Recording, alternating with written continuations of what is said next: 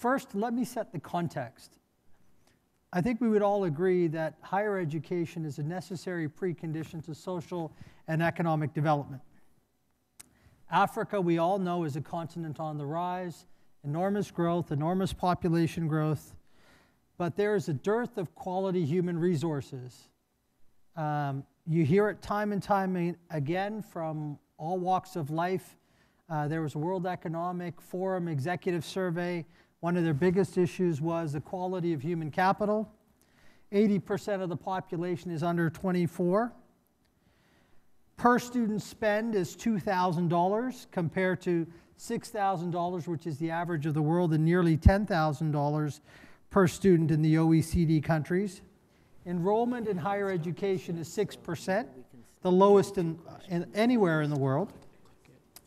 There's relatively low investment or participation in science, engineering, and technology.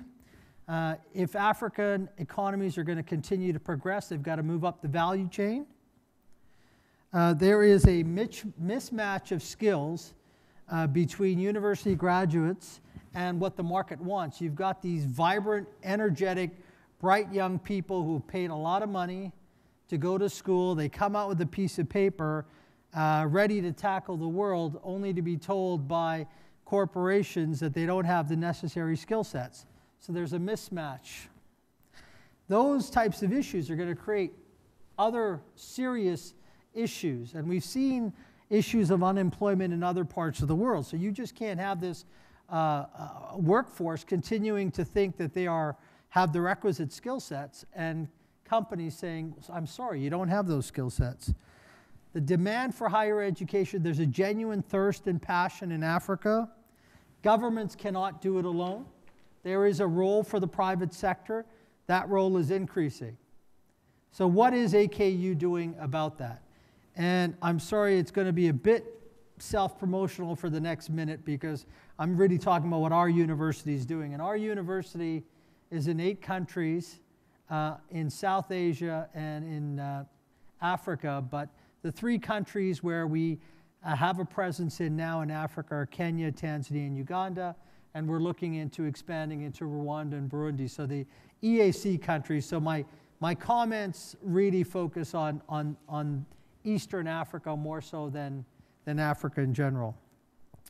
So we are trying to create the leaders of tomorrow with the necessary breadth and depth, the analytical skills to help solve the problems of Africa. 80% of our graduates today, 80% plus, remain in Africa. 80% of our graduates are women. And so we see that there is an enormous opportunity. We study the needs of Eastern Africa and we see, look, there's a shortage of quality management schools, law schools, leisure and tourism, economic growth, policy and development, government, civil society, education. So we look at the national development plans of the country, the regional development plans, and we're really transforming ourselves into a comprehensive university, liberal arts, science and technology, these graduate schools that I've spoken about. And so this is really what we're trying to do to try and help meet the skills gap. And we're linking that into an internship program. So it's not that they're going to study in the classroom and that's it. Sort of in North America, you've got co-op programs, you've got internship programs. It's fairly nascent in the African context, but that's something we're building in, and we're planning to make a huge investment in research, so that will include incubation centers and trying to create an ecosystem, a vibrant ecosystem that will help stimulate growth. Lastly, the biggest challenge we have, and Mamadou, you know, because we talked to the African Development Bank about it, we are a not-for-profit autonomous university, non-denominational. We're needs blind.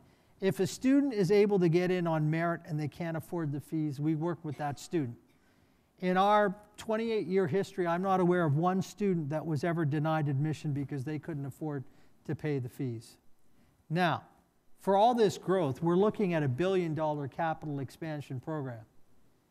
If we're a public institution, we go to the African Development Bank, we go to the World Bank, we can get money. Maybe not all of it, but we will get money. If we're a for-profit educational institution, we'll go to Mamadou's shop, the private sector arm, or the IFC or commercial banks, we'll get money. But we're a not-for-profit institution, and there's a complete dislocation between the rhetoric of the necessity of private educational institutions to continue to play a role because the governments can't handle it, and viable funding mechanisms. And so that challenge is up to all of us in the development community, in the corporate community, to try and find a mechanism, because universities are creating the human capital necessary to foster social and economic growth. Thank you. Doing business in Africa. You can't afford to be without Africa Investor.